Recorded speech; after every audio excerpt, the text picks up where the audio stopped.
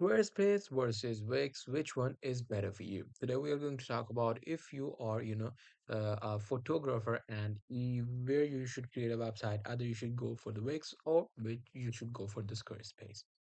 So here, as you guys can see, I have this table demonstrating the difference. So first of all, let's talk about the portfolio thing.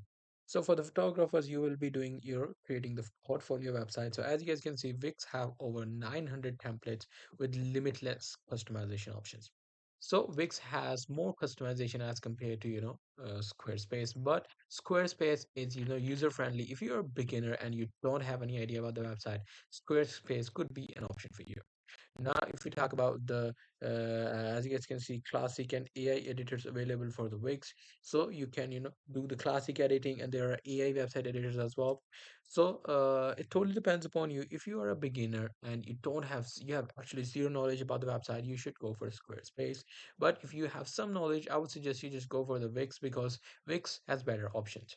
That's pretty much it. That's what you guys can do. Hope you guys find this video helpful.